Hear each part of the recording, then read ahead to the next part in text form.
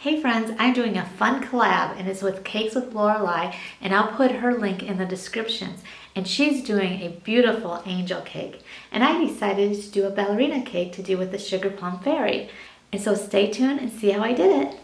For making the ballerina, you want to print out a ballerina silhouette. I'll put in the descriptions where I got this one. And then what I'm going to do is I'm going to flip it over and I'm going to tape this onto the wax paper.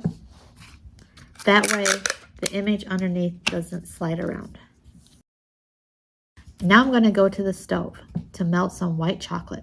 Over a bath of water, I'm going to put a glass bowl, and I'm going to turn my stove on a very low heat and have it sit for about 5 minutes so it heats up before I put the chocolate in the bowl. Now it's been 5 minutes, so I'm going to use this chocolate. This is my favorite brand, and I will put in the link below where to get this too. These are melting wafers, so you don't have to do anything but just put these in the bowl. You also can microwave them, but I think there's more control over them if I do them this way. And then I just have to stand over this. It takes about 5 to 7 minutes to completely melt. You don't want to over melt them or under melt them. You want to make sure it's all smooth when you're done, and you want to make sure you do not leave this area, otherwise they could over melt and then it will become hard and gooey. Also, I decided to put some of these meltums in here that is a peppermint flavor because I think it would add a little pink to the ballerina, plus it would taste good. And a little hint, if you want your melts to melt really silky smooth, put just a little tiny bit of oil into the mix. I learned that from my friend Lorelei Carvey.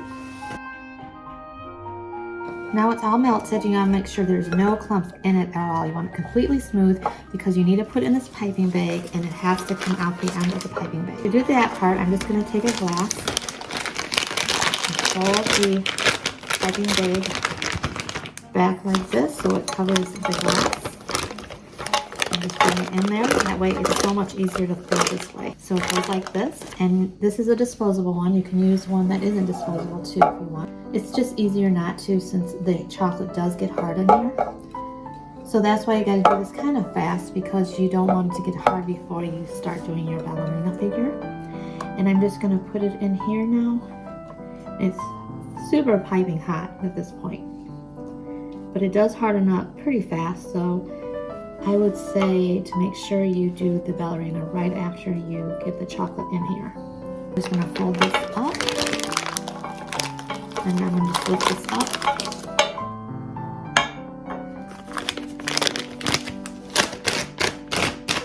And make sure it all is at the bottom, so I'm just gonna knead it down.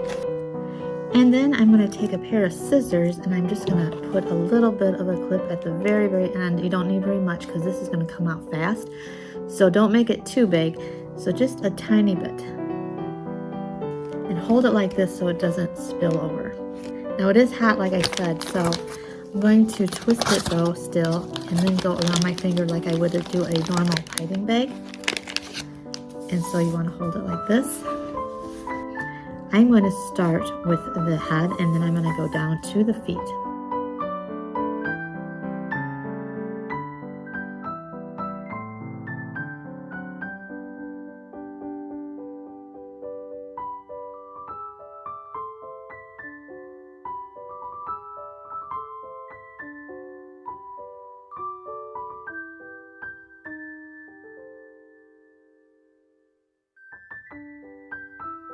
Okay, now this part is very important because last year I made this and I forgot to put the skewer in.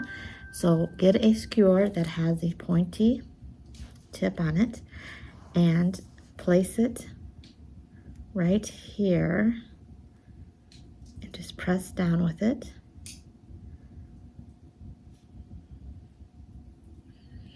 And then I'm going to lightly put some more chocolate on here so it fills in. Then you just let that rest for about 20 minutes and it should be hard by then, or you could put it in the freezer. And I have some snowflakes here. Since I have some extra of this left, I don't want to waste it. So I'm going to do some snowflakes too. And here are the snowflakes. Now I'm going to take my ballerina and bring her back because she's still hot. figuratively, and yeah. Anyways, she is going to need some bezazzle because she needs something on her skirt. So I decided to put some pretty pink shimmery sprinkles on her tutu. Not a skirt, is it? It's a tutu. And she is the sugar plum fairy, so obviously she needs some sugar on her. So for the cake, it's a small 6-inch. I wanted to show you how I texturize the sides because I already made the cake. But all you need to do is you take your frosting and you just go up like this, and it looks like a snowy, barky effect, which I like. And I want the theme to be like snowy and also with peppermints and just, you know, little small details because it is a small cake. And the board on here, I put it in a paper that is with candy canes and red and white and pink and little white Swiss dots for the ribbon at the side. So I decided to go with those same colors. So I'm going to take some red Christmas gel and I'm going to put that in my Italian meringue buttercream. However, I think the color is a little too peachy, light pink color, so I'm going to add a little fuchsia pink to it. Well, now it's a little purpley, but that's okay. I'll use this. For doing the top, I want it to look real ruffly and pretty because I'm going to have the center of the cake, you know, with the ballerina. So I put in this bag some of the pink and some of the white, and here's a large closed star tip that gives a more ruffly effect like you see here. And so I put one here, and then I'm gonna put one across from it, one here, and then in between. So now I have my snowflakes here, and I decided to put those on the cake. And I want to show you how to take these off so you know not to do it, you know, too aggressively. You need to be really careful with it. So you have to lift the sheet up and just kind of bend it and then bring it down. Otherwise, you know, these will snap off. So I'm going to take these off and I'm going to put these on the side of the cake in just different positions.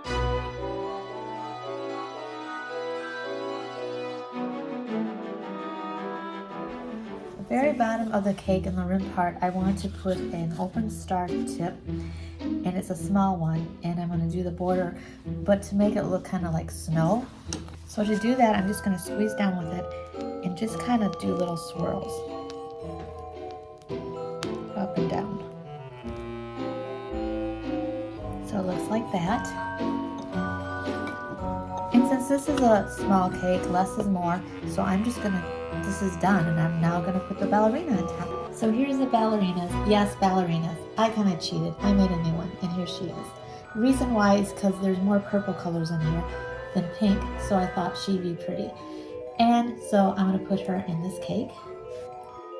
So here she is, and I think she turned out really pretty. And if you put her on a turntable, she's cool because of how she spins around. And I'll show you that in a second here.